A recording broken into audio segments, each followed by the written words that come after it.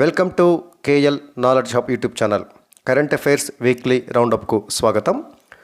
ఈ వీడియోలో ఫిబ్రవరి 22, 2023 నుండి ఫిబ్రవరి 28, 2023 వరకు వివిధ దినపత్రికల్లో వచ్చిన వార్తల్లోని ముఖ్యాంశాలు అంటే ప్రాంతీయ, జాతీయ, అంతర్జాతీయ క్రీడా వార్తల్లోని అత్యంత ముఖ్యమైనటువంటి అంశాల గురించి తెలుసుకుందాము.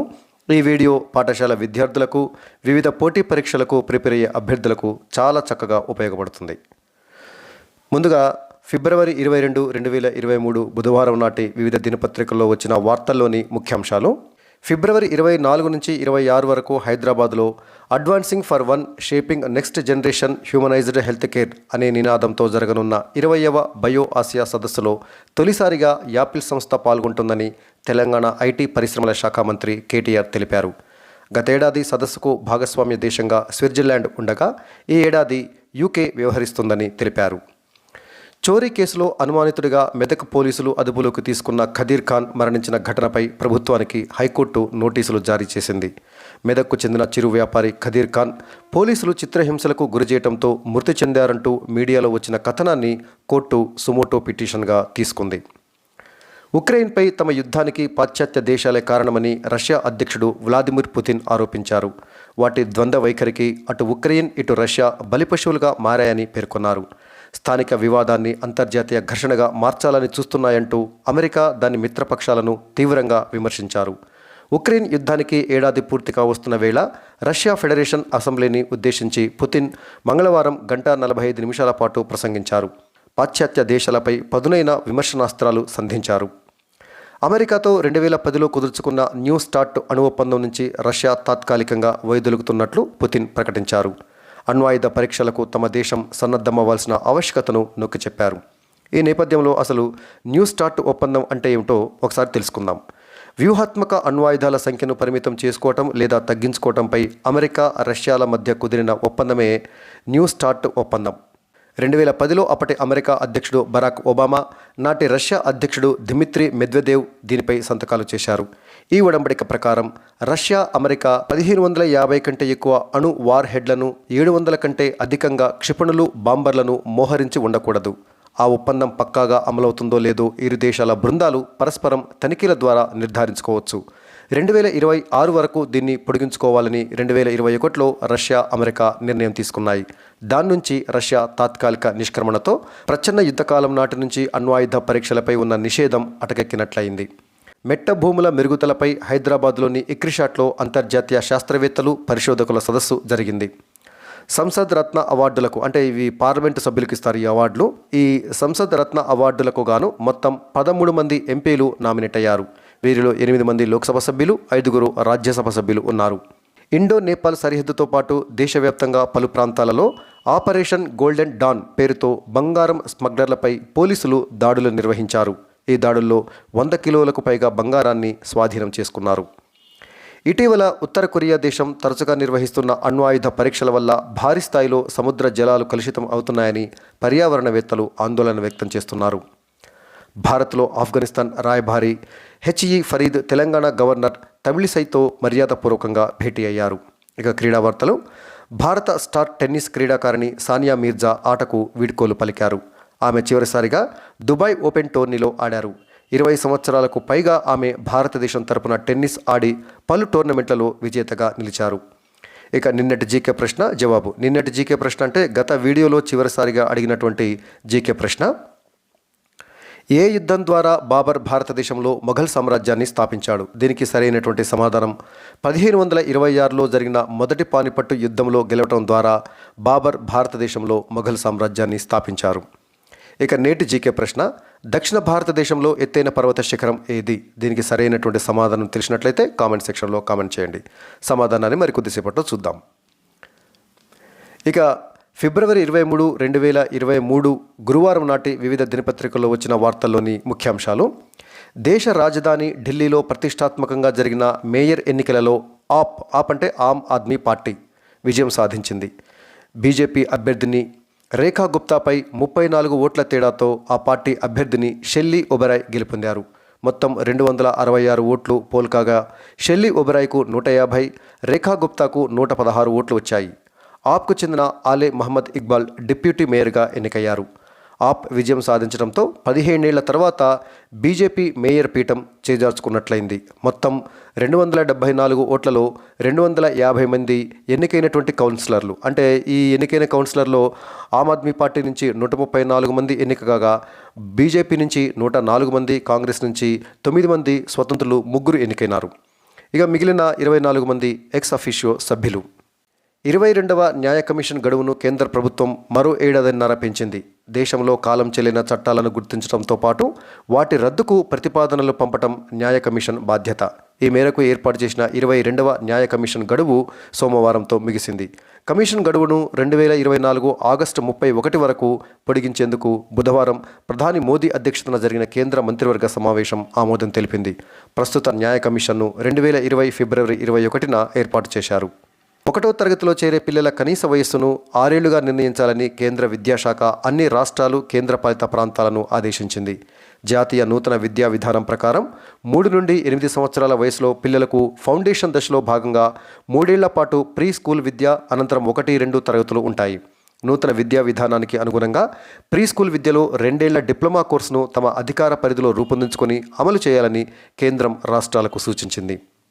అమెరికాలో కుల వివక్షతను నిషేధించిన తొలి నగరంగా వాషింగ్టన్ రాష్ట్రంలోని సియాటిల్ నగరం నిలిచింది. అమెజాన్, రిటైల్ వంటి పలు దిగ్గజ సంస్థల ప్రధాన కార్యాలయాలకు నిలవైన సియాటిల్ నగరంలో దక్షిణాసియా వాసులు గణనీయమైన సంఖ్యలో ఉన్నారు. ఈ నేపథ్యంలో సియాటిల్లోని పలు కార్యాలయాల్లో, పని ప్రదేశాల వద్ద ఇళ్లను అద్దెకిచ్చే విషయంలో కుల వివక్ష నానాటికి పెరుగుతోందన్న విమర్శలు వినిపిస్తున్నాయి. ఈ నేపథ్యంలో సియాటిల్ సిటీ కౌన్సిల్లో ఏకైక భారత సంతతి అగ్రవర్ణ హిందూ మహిళా సభ్యురాలైన క్షమా సావంత్ కుల వివక్షపై నిషేధం విధించే తీర్మానాన్ని ప్రవేశపెట్టారు. ఈ తీర్మానాన్ని కౌన్సిల్ 6-1 తేడాతో ఆమోదించింది. ఈ విషయాన్ని క్షమా సావంత్ ఎంతో సంతోషంగా ట్విట్టర్ ద్వారా ప్రకటించారు. పరిశోధనలకు తెలంగాణలో మరో అంతర్జాతీయ వేదిక ఏర్పాటు కాబోతుంది. హైదరాబాద్ కేంద్రంగా ప్రపంచ స్థాయి చిరుధాన్యాల కేంద్రం global millets centre of excellence త్వరలో ప్రారంభం కానుంది. ఇప్పటికే ఇక్రిషాట్ అంతర్జాతీయ కేంద్రంగా ఉండగా ఈ కేంద్రం రెండోది కానుంది. ఇక్కడ ఉన్న జాతీయ స్థాయి చిరుధాన్యాల పరిశోధన సంస్థ IIMRను అంతర్జాతీయ సంస్థగా మారుస్తున్నట్లు బడ్జెట్లో కేంద్ర ప్రభుత్వం ప్రకటించింది. ఈ నేపథ్యంలో మనము ఒకసారి ఈ జాతీయ చిరుధాన్యాల పరిశోధన సంస్థ గురించి ఒకసారి చూద్దాము. IIMR అంటే Indian institute of millet research. దీనిని 1958లో స్థాపించడం జరిగింది. దానికి సంబంధించిన బిల్డింగ్ ఇది హైదరాబాద్లోని రాజేంద్ర నగర్లో ఉందండి. ఇది మొత్తం ప్రాంగణం విస్తీర్ణము 120 ఎకరాల్లో ఉంది. ఇక్కడ ప్రస్తుతము 50 మంది శాస్త్రవేత్తలు పనిచేస్తున్నారు. మొత్తం సిబ్బంది 200 మంది ఉన్నారు. ఇది ప్రస్తుతం ఇప్పుడు అంతర్జాతీయ చిరుధాన్యాల పరిశోధన కేంద్రంగా మారబోతుంది. బెంగళూరు తరహాలో చందన్వల్లిలో ఐటీ పరిశ్రమ అభివృద్ధి చెందనుందని రాష్ట్ర ఐటీ పురపాలక శాఖల మంత్రి కేటీఆర్ అన్నారు. రంగారెడ్డి జిల్లా షాబాద్ సమీపంలోని చందన్వల్లి గ్రామంలో బుధవారం వెల్స్పన్ కంపెనీ 2వ యూనిట్ను ఆయన ప్రారంభించారు. ఆహార ధాన్యాలన్నింటినీ జనపనార సంచుల్లోనే, అంటే జూట్ బ్యాగుల్లోనే తప్పనిసరిగా నింపి పంపించాలనే నిబంధనను మరో ఏడాది పాటు పొడిగించాలని కేంద్రం నిర్ణయించింది. 2022-23 జూట్ ఏడాదికి ఈ నిబంధనను అమలు చేయాలనే ప్రతిపాదనకు ప్రధానమంత్రి నరేంద్ర మోదీ నేతృత్వంలోని కేంద్ర మంత్రివర్గ సమావేశం సమ్మతించింది. ఆహార ధాన్యాలనైతే 100%, చక్కెర పరిమాణంలో 20% మేర ప్యాకింగ్ను ఈ గోనె సంచుల్లోనే చేయాల్సి ఉంటుందని అధికార వర్గాలు తెలిపాయి. గోద్రా అల్లర్లపై తీసిన డాక్యుమెంటరీతో భారత ప్రభుత్వ ఆగ్రహానికి గురైన బీబీసీని బ్రిటిష్ ప్రభుత్వం గట్టిగా సమర్థించింది. మీడియా సంస్థలకు స్వతంత్రత ముఖ్యమని తెలిపింది. ఆరోగ్యకరమైన ప్రజాస్వామ్యాలకు వాక్ స్వాతంత్రము, పత్రికా స్వేచ్ఛ అత్యంత ఆవశ్యకమైన లక్షణాలని పేర్కొంది. యూకే ప్రధాన కేంద్రంగా పనిచేసే బీబీసీ ప్రపంచవ్యాప్తంగా సేవలందిస్తోంది. ఢిల్లీ, ముంబైల్లోని ఆ సంస్థ కార్యాలయాల్లో భారత ఆదాయ పన్ను ఐటీ శాఖ గత వారం 3 రోజుల పాటు సోదాలు నిర్వహించిన నేపథ్యంలో బ్రిటన్ ప్రభుత్వం తన వైఖరిని స్పష్టం చేసింది. అమెరికా అధ్యక్షుడు జో బైడెన్ సోమవారం ఉక్రెయిన్లో పర్యటించడానికి కొన్ని గంటల ముందే రష్యా అత్యంత శక్తివంతమైన ఖండాంతర క్షిపణి సర్మత్ సాటర్న్ 2ను పరీక్షించింది. ఈ విషయాన్ని ప్రయోగానికి ముందే అమెరికా అధికారులకు తెలియజేసింది. ఎటువంటి ఘర్షణలకు తావు లేకుండా ఈ చర్యలు తీసుకున్నారు. పరీక్షకు సంబంధించిన అదనపు వివరాలు మాత్రం చెప్పలేదు. సర్మత్ క్షిపణి ఒకేసారి 16 అణ్వాయుధాలను మోసుకెళ్లగలదు. ప్రపంచ చెస్ ఛాంపియన్ నార్వే దేశానికి చెందిన మాగ్నస్ కార్ల్సన్కు భారత grand master Vidit Gujarati shock ఇచ్చాడు. ప్రో చెస్ లీగ్ ఆన్లైన్ మ్యాచ్లో కార్ల్సన్పై విదిత్ విజయం సాధించాడు. గతేడాది కాలంలో కార్ల్సన్పై నెగ్గిన 4వ భారత ఆటగాడు విదిత్ గుజరాతీ. నిరుడు జరిగిన వివిధ టోర్నీలలో భారతదేశానికి చెందిన ప్రజ్ఞానంద, గుకేష్, అర్జున్ ఇరిగైసి కార్ల్సన్ను ఓడించారు. ఆదివారం కుక్కల దాడిలో బాలుడు ప్రదీప్ మృతి చెందిన సంఘటనను హైకోర్టు సుమోటో పిటిషన్గా స్వీకరించింది. పత్రికల్లో వచ్చిన వార్తలను పిల్గా పరిగణించింది. దీనిపై హైకోర్టు ప్రధాన న్యాయమూర్తి నేతృత్వంలోని డివిజన్ బెంచ్ గురువారం విచారణ చేయనుంది. దేశంలో ప్రతిష్టాత్మక డాక్టర్ బిఎస్ బజాజ్ స్మారక ఫెడరేషన్ ఆఫ్ అసోసియేషన్ పురస్కారాలు కేంద్ర బయోటెక్నాలజీ విభాగం మాజీ కార్యదర్శి డాక్టర్ రేణు స్వరూప్, ఎల్వి ప్రసాద్ నేత్ర విజ్ఞాన సంస్థ పరిశోధన సంచాలకులు డాక్టర్ బాలసుబ్రహ్మణ్యన్లను వరించాయి. గురువారం జినోమ్ వ్యాలీలో ఈ అవార్డులను అందజేయనున్నారు. డాక్టర్ రేణు స్వరూప్, డాక్టర్ బాలసుబ్రహ్మణ్యంలు దశాబ్దాలుగా బయోటెక్నాలజీ, లైఫ్ సైన్సెస్ రంగాల్లో కృషి చేస్తున్నారని ఫాబా కార్యనిర్వాహక అధ్యక్షుడు ప్రొఫెసర్ రెడ్డన్న బుధవారం తెలిపారు. నిన్నటి జీకే ప్రశ్న జవాబు. దక్షిణ భారతదేశంలో ఎత్తైన పర్వత శిఖరం ఏది? దీనికి సరైనటువంటి సమాధానం అనైముడి శిఖరం. అన్నామలై కొండలలో ఉన్న అనైముడి శిఖరం. నేటి జీకే ప్రశ్న, జనాభా పరంగా దేశంలో అతిపెద్ద లోక్సభ నియోజకవర్గం ఏది? దీనికి సమాధానం తెలిసినట్టయితే కామెంట్ సెక్షన్లో కామెంట్ చేయండి. సమాధానాన్ని మరికొద్దిసేపట్లో పరిశీలిద్దాం. ఇక ఫిబ్రవరి 24, 2023 శుక్రవారం నాటి వివిధ దినపత్రికల్లో వచ్చిన వార్తల్లోని ముఖ్యాంశాలు. ప్రముఖ భారతీయ అమెరికన్ వ్యాపారవేత్త అజయ్ బంగాను ప్రపంచ బ్యాంకు అధ్యక్ష స్థానానికి నామినేట్ చేస్తున్నట్లు అమెరికా అధ్యక్షుడు జో బైడెన్ ప్రకటించారు. కేంద్ర సాంస్కృతిక శాఖ ఆధ్వర్యంలో ఢిల్లీలోని విజ్ఞాన్ భవన్లో జరిగిన ఒక కార్యక్రమంలో రాష్ట్రపతి ద్రౌపది ముర్ము జాతీయ సంగీత నాటక అకాడమీ అవార్డులను విజేతలకు అందజేశారు. కృత్రిమ వజ్రాల తయారీ కేంద్రాన్ని ఐఐటి మద్రాసులో ఏర్పాటు చేయాలని ప్రతిపాదించినట్లు కేంద్ర ప్రభుత్వం ప్రకటించింది. కాంగ్రెస్ పార్టీ 85వ ప్లీనరీ సమావేశాలు 3 రోజుల పాటు ఛత్తీస్గఢ్ రాజధాని రాయ్పూర్లో జరగనున్నాయి. తెలంగాణ ప్రభుత్వం ప్రతిష్టాత్మకంగా నిర్వహించతలపెట్టిన 20వ బయో ఆసియా సదస్సు 3 రోజుల పాటు హైదరాబాద్లోని హెచ్ఐసిసిలో జరగనున్నది. పాలస్తీనా, ఇజ్రాయెల్ దేశాలు పరస్పర దాడులతో ఆ ప్రాంతంలో మరోసారి ఉద్రిక్త పరిస్థితులు ఏర్పడ్డాయి. క్రీడా వార్తలు. మహిళల ప్రపంచ కప్ T20 టోర్నీ మొదటి సెమీఫైనల్స్లో భారత్పై ఆస్ట్రేలియా 5 పరుగుల తేడాతో గెలిచి ఫైనల్స్కు చేరుకుంది. కేంద్ర ప్రభుత్వము మహారాష్ట్రలోని 2 నగరాల పేర్ల మార్పు నిర్ణయాన్ని ఆమోదించిందని ఆ రాష్ట్ర ఉప ముఖ్యమంత్రి దేవేంద్ర ఫడ్నవీస్ తెలిపారు. ఔరంగాబాద్ను ఛత్రపతి సంభాజీనగర్గా, ఉస్మానాబాద్ను ధారాషివ్గా మార్పు చేయనున్నట్లు ఆయన తన ట్విట్టర్ ఖాతాలో పోస్టు చేశారు. భారత్కు సంఘీభావంగా దేశాభివృద్ధికి చేయూతనిచ్చేందుకు అమెరికాలో ఉన్న ఎన్ఆర్ఐలకు చెందిన వివిధ స్వచ్ఛంద సంస్థలు ఉమ్మడిగా మార్చి 2న ఇండియా గివింగ్ డే నిర్వహించనున్నాయి. అంతరిక్ష కేంద్రం ISS అంటే ఇంటర్నేషనల్ స్పేస్ స్టేషన్లో ఉన్న 2 రష్యా కాస్మోనాట్లు, అమెరికాకు చెందిన ఒక ఆస్ట్రోనాట్ను భూమి మీదికి తీసుకురావడానికి రష్యా ఓ రెస్క్యూ సోయేజ్ అంతరిక్ష నౌకను ప్రయోగించింది. ఇది ఆదివారం కల్లా ISSకు అనుసంధానమవుతుందని ప్రకటించింది. దీనిలో హ్యూమగాములకు అవసరమైన సామాగ్రిని సైతం పంపించారు. నిన్నటి జీకే ప్రశ్న జవాబు. జనాభా పరంగా దేశంలో అతిపెద్ద లోక్సభ నియోజకవర్గం ఏది? దీనికి సరైనటువంటి సమాధానం తెలంగాణలో ఉన్న మల్కాజ్గిరి లోక్సభ నియోజకవర్గం. నేటి జీకే ప్రశ్న, ప్రముఖ సామాజిక మాధ్యమం యూట్యూబ్కు ఇటీవల CEOగా నియమితుడైన భారతీయ అమెరికన్ ఎవరు? దీనికి సరైనటువంటి సమాధానం తెలిసినట్లయితే కామెంట్ సెక్షన్లో కామెంట్ చేయండి. ఇక ఫిబ్రవరి 25, 2022 శనివారం నాటి వివిధ దినపత్రికల్లో వచ్చిన వార్తల్లోని ముఖ్యాంశాలు. హైదరాబాద్లోని హెచ్ఐసిసిలో 3 రోజుల పాటు కొనసాగే బయో ఆసియా 20వ సదస్సును రాష్ట్ర ఐటీ పరిశ్రమల శాఖ మంత్రి కేటీఆర్ ప్రారంభించారు. కొత్తగా హెల్త్ టెక్ మెగా అనే కార్యక్రమాన్ని ప్రకటిస్తున్నామని, ఆరోగ్య రంగాన్ని సాంకేతికతను కలిపి రోగులకు మెరుగైన సేవలందించేందుకు ఇది కృషి చేస్తుందని మంత్రి తెలిపారు. క్రిమినల్ కేసుల్లో అభియోగాలు ఎదుర్కొంటున్న వారిని ఎన్నికల్లో పోటీ చేయకుండా నిషేధించాలని దాఖలైన ప్రజా ప్రయోజన వ్యాజ్యంపై సుప్రీంకోర్టు విచారణ చేపట్టింది. తెలంగాణ రాష్ట్రంలో ఉష్ణోగ్రతలు పెరుగుతున్న నేపథ్యంలో ప్రయాణికుల సౌకర్యార్థం బస్టాండ్లలో కూలర్లు, ఫ్యాన్లు, మంచినీళ్లు ఏర్పాటు చేయాలని తెలంగాణ ఆర్టీసీ నిర్ణయించింది. ఉక్రెయిన్ యుద్ధాన్ని తక్షణమే ముగించాల్సిందిగా రష్యాను డిమాండ్ చేస్తూ ఐక్యరాజ్యసమితి సర్వప్రతినిధి సభ గురువారం ప్రత్యేక తీర్మానాన్ని ఆమోదించింది. ఐక్యరాజ్యసమితి చార్టర్ సూత్రాలకు అన్ని దేశాలు కట్టుబడి ఉండాల్సిన ఆవశ్యకతను అందులో నొక్కి చెప్పింది. మరోవైపు రష్యా ఉక్రెయిన్ యుద్ధం విషయంలో ఐక్యరాజ్యసమితిలో ముందు నుంచి అనుసరిస్తున్న వైఖరిని భారత్ కొనసాగించింది. తాజా తీర్మానంపై ఓటింగ్కు దూరంగా ఉంది.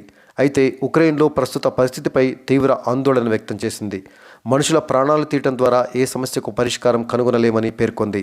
ఉక్రెయిన్ రష్యా యుద్ధం ప్రారంభమై ఏడాది పూర్తయిన నేపథ్యంలో ఐక్యరాజ్యసమితి సర్వప్రతినిధి సభ ప్రత్యేకంగా సమావేశమైంది.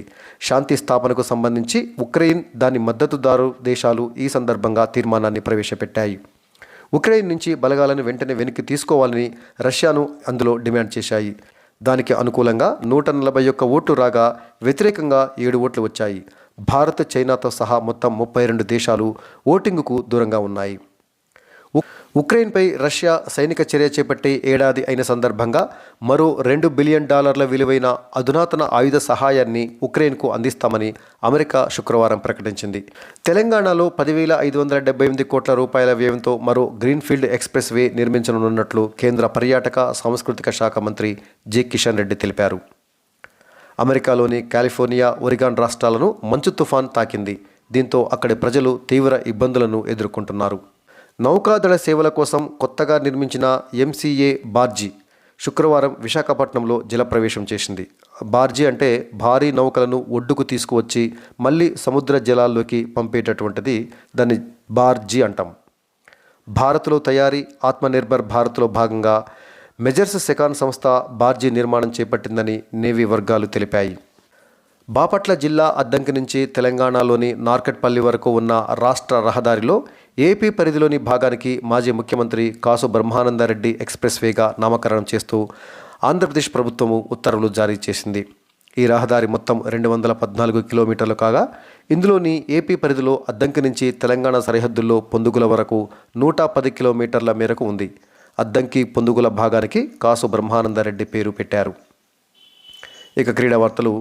మహిళల ప్రపంచ కప్ T20 టోర్నీలో భాగంగా జరిగిన 2వ సెమీఫైనల్స్ మ్యాచ్లో ఇంగ్లాండ్పై దక్షిణాఫ్రికా 6 పరుగుల తేడాతో గెలిచి ఫైనల్స్కు చేరింది. ఫైనల్స్లో దక్షిణాఫ్రికా, ఆస్ట్రేలియా జట్లు తలపడతాయి. ఇక నిన్న జీకే ప్రశ్న జవాబు. ఇటీవల యూట్యూబ్కు సీఈఓగా నియమితుడైన భారతీయ అమెరికన్ ఎవరు? సరైనటువంటి సమాధానం నీల్ మోహన్. నేటి జీకే ప్రశ్న. తెలుగులో మొదటి నవలను రాసిన వారు ఎవరు? మీకు సరైన సమాధానం తెలిసినట్లయితే కామెంట్ సెక్షన్లో కామెంట్ చేయండి. ఫిబ్రవరి 26, 2023 ఆదివారం నాటి వివిధ దినపత్రికల్లో వచ్చిన వార్తల్లోని ముఖ్యాంశాలు.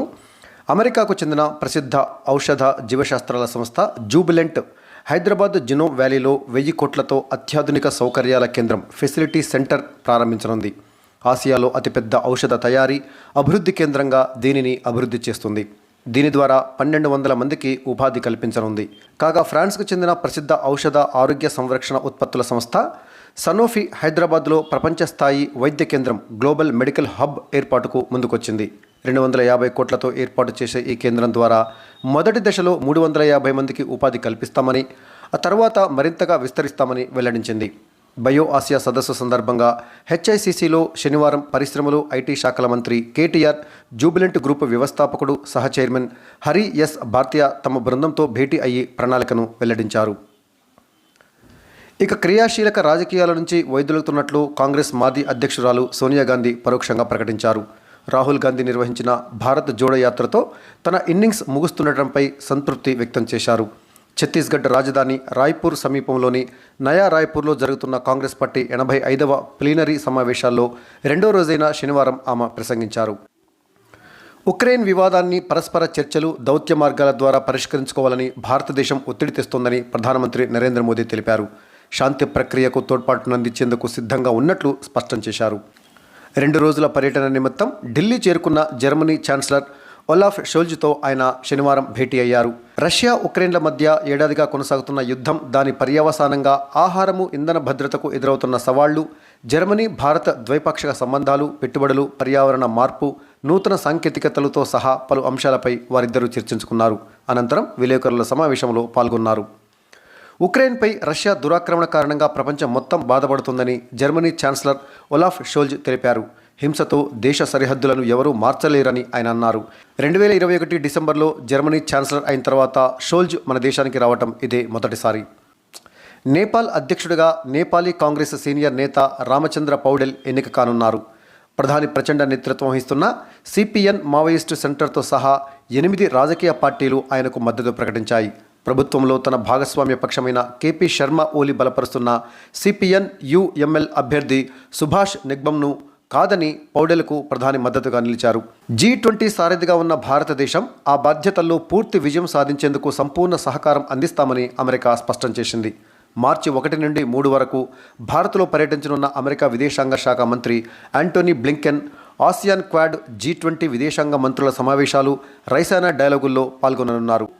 భారతీయ విద్యా వ్యవస్థను భవిష్యత్తు అవసరాలకు తగినట్లు నూతన విద్యా విధానం పునర్నిర్వచించిందని ప్రధానమంత్రి మోదీ వ్యాఖ్యానించారు.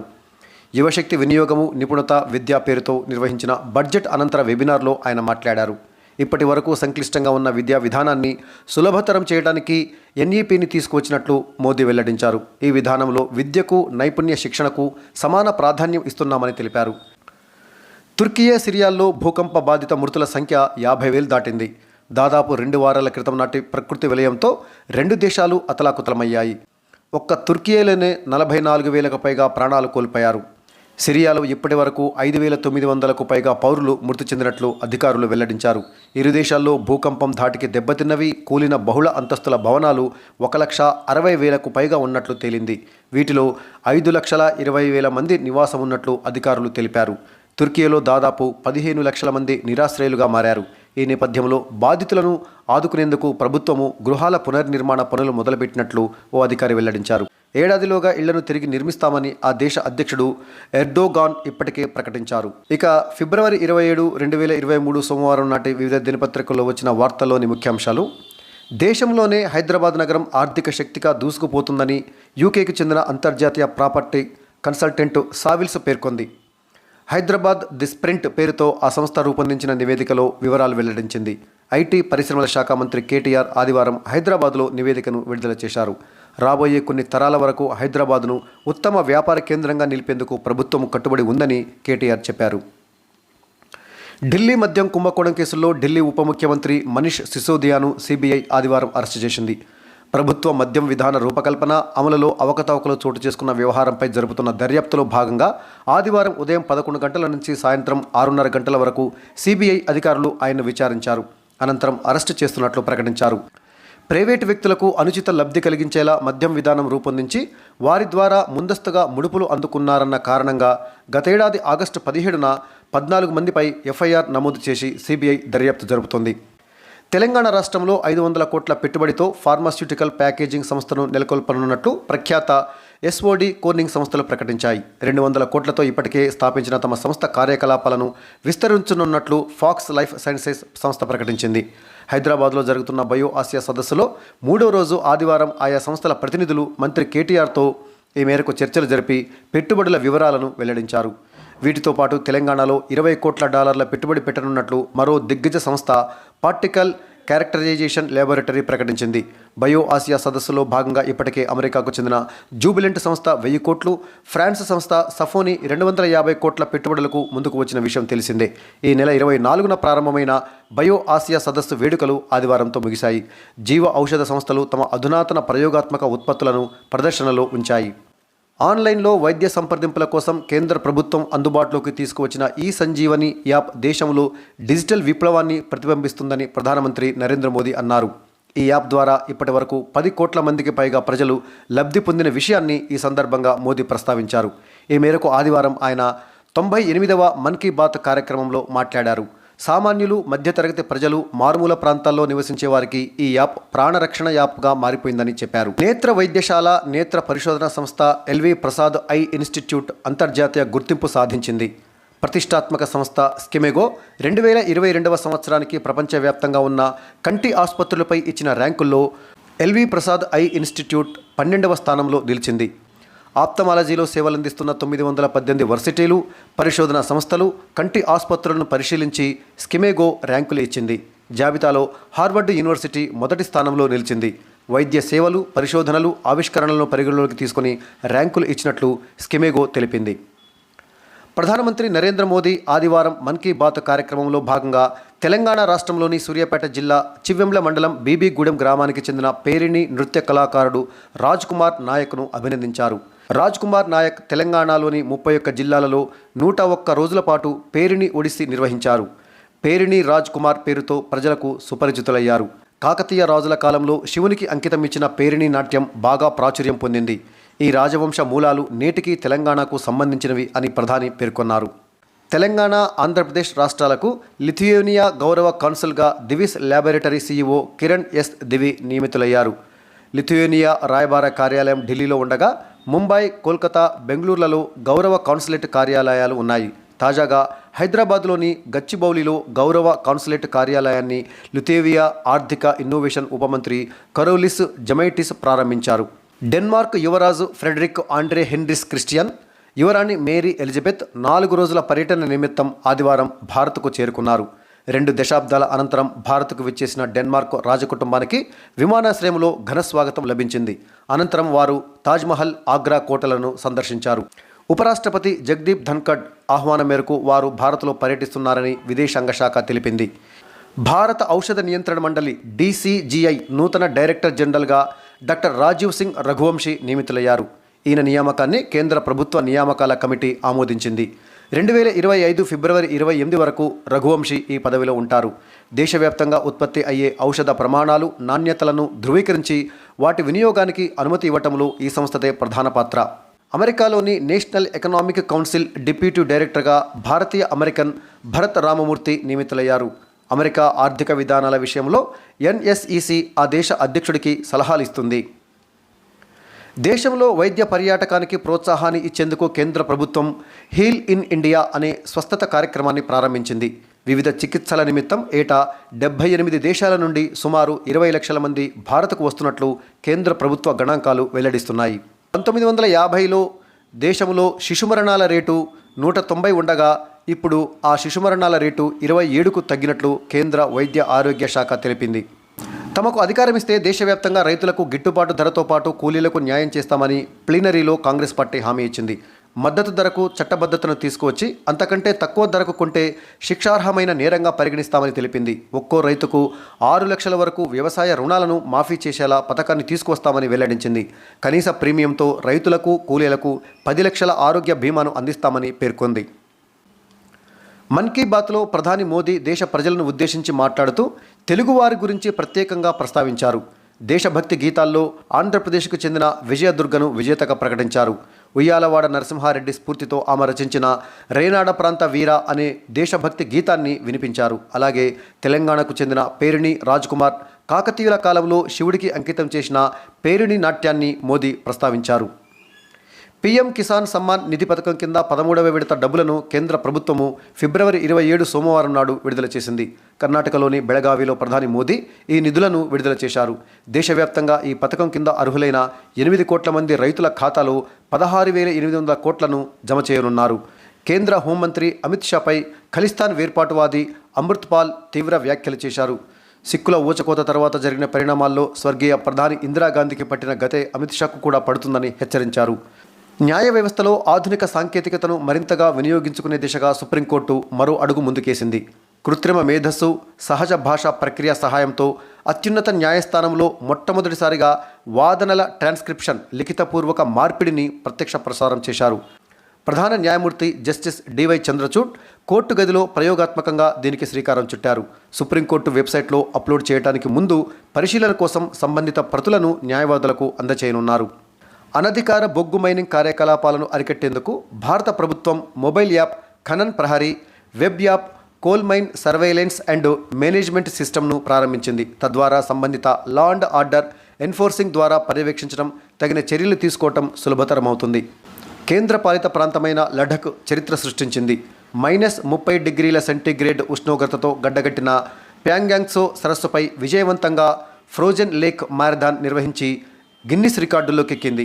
ప్రపంచంలోనే అత్యంత ఎత్తైన అంటే సముద్ర మట్టంకి 13,862 అడుగుల ఎత్తున ఈ సరస్సు ఉంది.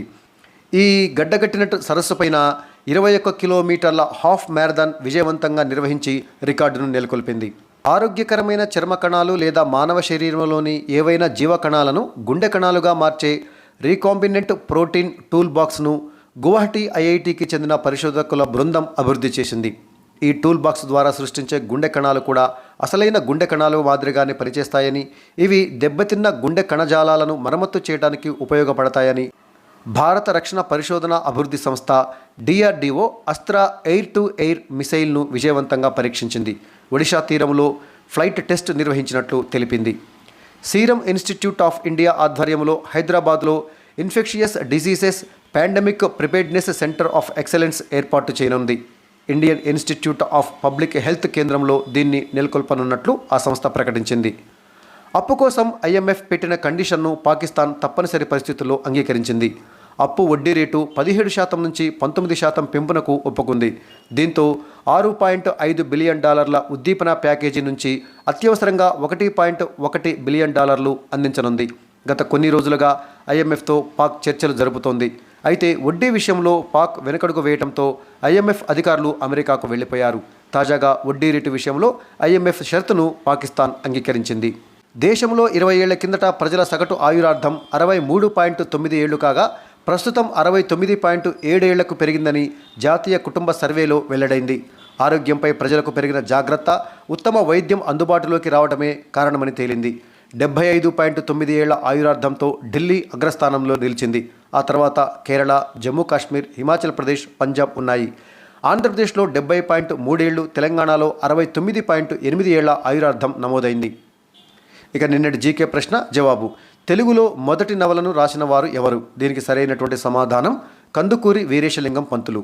ఆయన రాసినటువంటి తొలి తెలుగు నవల రాజశేఖర చరిత్ర. ఇక నేటి జీకే ప్రశ్న, రాష్ట్రపతి పదవికి పోటీ చేయడానికి ఉండవలసిన కనీస వయస్సు ఎంత? దీనికి సరైన సమాధానం తెలిసినట్లయితే కామెంట్ సెక్షన్లో కామెంట్ చేయండి. సమాధానాన్ని మరికొద్దిసేపట్లో చూద్దాం. ఇక ఫిబ్రవరి 28, 2023 మంగళవారం నాటి వివిధ దినపత్రికల్లో వచ్చిన వార్తల్లోని ముఖ్యాంశాలు.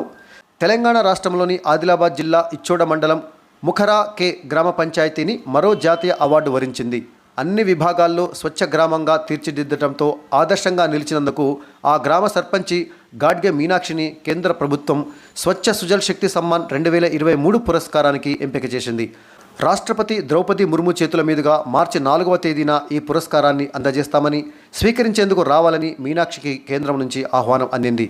పచ్చదనం, పరిశుభ్రత, 100% మరుగుదొడ్ల నిర్మాణం, సోలార్ ఏర్పాటుతో పాటు పలు అభివృద్ధి పనులు చేపట్టిన ఆ గ్రామ సర్పంచి ఇప్పటికే గుర్తింపు తెచ్చుకున్నారు. కొబ్బరి దిగుబడిలో ప్రపంచంలోనే భారత్ అగ్రస్థానంలో ఉందని జాతీయ కొబ్బరి అభివృద్ధి మండలి ముఖ్య కార్యనిర్వహణాధికారి నాదెండ్ల విజయలక్ష్మి తెలిపారు. ప్రపంచంలో ఉత్పత్తి అవుతున్న కొబ్బరిలో 30.93% దేశంలో ఉత్పత్తి అవుతున్నట్లు చెప్పారు. కొబ్బరి ఎగుమతుల ద్వారా దేశానికి ఏటా 7,576 కోట్ల రూపాయల ఆదాయం సమకూరుతున్నట్లు వివరించారు. కొబ్బరి ఉత్పత్తులు, వాణిజ్యం, మార్కెటింగ్పై హైదరాబాద్లో అంతర్జాతీయ సదస్సు సోమవారం ప్రారంభమైంది. అంతర్జాతీయ కొబ్బరి సంస్థ, సిడిబి, వ్యవసాయ రైతు సంక్షేమ మంత్రిత్వ శాఖల ఆధ్వర్యంలో నిర్వహించిన ఈ కార్యక్రమంలో విజయలక్ష్మి మాట్లాడారు.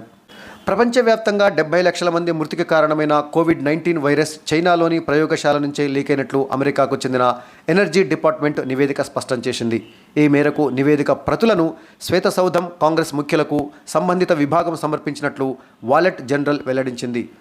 దేశంలోనే అతిపెద్ద ప్రోటోటైపింగ్ అంటే నమూనాల తయారీ సెంటర్ను తెలంగాణ ప్రభుత్వం సిద్ధం చేసింది. దేశంలోనే అతిపెద్ద ప్రోటోటైపింగ్ సెంటర్ అంటే నమూనాల తయారీ సెంటర్. దీన్ని తెలంగాణ ప్రభుత్వము సిద్ధం చేసింది. హైదరాబాద్ రాయదుర్గం నాలెడ్జ్ సిటీలో టీ హబ్ పక్కనే 4.79 ఎకరాల స్థలంలో 350 కోట్లతో ఏర్పాటు చేయగా మార్చి 2వ తారీఖు నాడు మంత్రి కేటీఆర్ దానిని ప్రారంభించనున్నారు.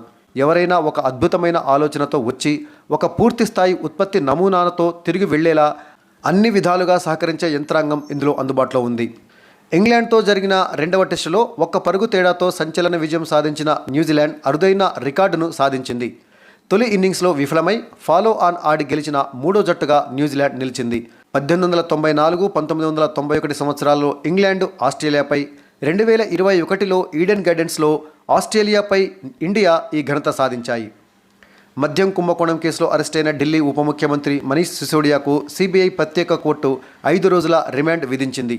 హిండెన్బర్గ్ నివేదిక దెబ్బకు మొదలైన అదానీ గ్రూప్ ఆస్తుల విలువ పతనం కొనసాగుతూనే ఉంది. నెల రోజుల క్రితం జనవరి 24న 19.19 లక్షల కోట్లుగా ఉన్న అదానీ గ్రూప్ ఆస్తుల విలువ ప్రస్తుతం 6.81 లక్షల కోట్లకు పడిపోయింది. బీజేపీ జాతీయ కార్యవర్గ సభ్యురాలు, ప్రముఖ సినీ నటి ఖుష్బూ సుందర్ కీలక పదవికి నామినేట్ అయ్యారు. ఆమెను జాతీయ మహిళా కమిషన్ సభ్యురాలుగా నామినేట్ చేస్తూ కేంద్ర ప్రభుత్వం నిర్ణయం తీసుకుంది. ఎన్సీడబ్ల్యూ సభ్యులుగా 3 నామినేట్ చేసినట్లు కేంద్రం సోమవారం ప్రకటించింది. ఖుష్బూతో పాటు మమతా కుమారి, డెలీనా కోమ్డగ్ ఈ జాబితాలో ఉన్నారు. వీరు ఈ పదవిలో 3 ఏళ్ల పాటు కొనసాగుతారు. టెన్నిస్ చరిత్రలో ఏ ప్లేయర్కు సాధ్యం కాని ఘనతను సెర్బియా యోధుడు నోవాక్ జోకోవిచ్ సొంతం చేసుకున్నాడు. 1973 నుంచి టెన్నిస్లో కంప్యూటర్ ర్యాంకింగ్స్ మొదలయ్యాక అత్యధిక వారాలు ప్రపంచ నెంబర్ 1 ర్యాంకులో నిలిచిన ప్లేయర్గా జోకోవిచ్ రికార్డు నెలకొల్పాడు. Association of Tennis Professionals ATP తాజా ర్యాంకింగ్స్లో జోకోవిచ్ 6,980 పాయింట్లతో తన టాప్ ర్యాంకును నిలబెట్టుకున్నారు. దీంతో ఈ సెర్బియా స్టార్ నెంబర్ 1 ర్యాంకు హోదాలో 377 వారాలు పూర్తి చేసుకోవటం ఖాయమైంది. ఇప్పటి వరకు ఈ రికార్డు జర్మనీ దిగ్గజం మహిళా స్టార్ స్టెఫీ గ్రాఫ్ పేరిట ఉంది. స్టెఫీ గ్రాఫ్ 377 వారాలు నెంబర్ 1 ర్యాంకులో నిలిచింది. పురుషుల సింగిల్స్ అత్యధిక వారాలు టాప్ ర్యాంకులో నిలిచిన ప్లేయర్గా 2021 మార్చిలోనే జోకోవిచ్ గుర్తింపు పొందారు. ఇక్కడ టెన్నిస్ చరిత్రలో అత్యధిక వారాలు అగ్రస్థానంలో నిలిచిన టాప్ 5 ప్లేయర్స్ను చూడవచ్చు. జోకోవిచ్ 378 వారాలు, ఆ తర్వాత స్టెఫీ గ్రాఫ్ 377 వారాలు, ఆ తర్వాత 3వ స్థానంలో మార్టినా నవరతిలోవా 332 వారాలు, సెరీనా విలియమ్స్ 4వ స్థానంలో 319 వారాలు, ఆ తర్వాత రోజర్ ఫెదరర్ 310 వారాల పాటు నెంబర్ 1 ర్యాంకులో నిలిచి 5వ స్థానంలో ఉన్నాడు. హైదరాబాద్ జిల్లా స్థానిక సంస్థల ఎమ్మెల్సీగా ఎంఐఎం పార్టీ అభ్యర్థి మీర్జా రహమత్ బేగ్ ఎన్నికయ్యారు. హైదరాబాద్ లోకల్ బాడీస్ ఎమ్మెల్సీ ఎన్నికల కోసం 2 అభ్యర్థులు నామినేషన్ వేశారు. స్క్రూటినీలో ఒక నామినేషన్ రిజెక్ట్ అయింది. ఒక్కరే పోటీలో మిగలటంతో ఎంఐఎం పార్టీ అభ్యర్థి బేగ్ ఏకగ్రీవంగా ఎన్నికయ్యారని ఎన్నికల కమిషన్ ప్రకటించింది. నాగాలాండ్ అసెంబ్లీ ఎన్నికల్లో భారీ స్థాయిలో 83.63% పోలింగ్ నమోదైందని, మేఘాలయ అసెంబ్లీ ఎన్నికల్లో నిన్న సాయంత్రం 5 గంటల వరకు 75% పోలింగ్ నమోదైందని కేంద్ర ఎన్నికల సంఘం తెలిపింది. కర్ణాటకలోని శివమొగ్గ ఎయిర్పోర్టును ప్రధానమంత్రి నరేంద్ర మోదీ నిన్న ప్రారంభించారు. భారతదేశానికి చెందిన ప్రఖ్యాత శాస్త్రవేత్త సివి రామన్ 1928 ఫిబ్రవరి 28న రామన్ ఎఫెక్ట్ను కనుగొన్న సందర్భాన్ని పురస్కరించుకుని ప్రతి సంవత్సరం మన దేశంలో ఫిబ్రవరి 28న జాతీయ సైన్స్ దినోత్సవం నిర్వహించుకుంటాం. ఇక నిన్నటి జీకే ప్రశ్న జవాబు: రాష్ట్రపతి పదవికి పోటీ చేయడానికి ఉండవలసిన కనీస వయస్సు ఎంత? సరైనటువంటి సమాధానం 35 సంవత్సరాలు. ఇక నేటి జీకే ప్రశ్న: ప్రపంచపు పంచదార గిన్నె sugar bowl of the world అని ఏ దేశాన్ని అంటారు? మీకు సరైనటువంటి సమాధానం తెలిసినట్లయితే కామెంట్ సెక్షన్లో కామెంట్ చేయండి. సరైనటువంటి సమాధానాన్ని రాబోయే వీడియోలో అంటే కరెంట్ అఫైర్స్ వీక్లీ రౌండప్లో తెలుసుకుందాము. ఈ వీడియో మీకు నచ్చినట్లయితే లైక్ చేయండి, షేర్ చేయండి. మరిన్ని వీడియోల కోసం నా ఛానల్ని సబ్స్క్రైబ్ చేసుకోవాల్సిందిగా కోరుకుంటూ మరొక వీక్లీ రౌండప్ ఎడిషన్తో మళ్ళీ కలుద్దాం. అప్పటి వరకు సెలవు, నమస్తే.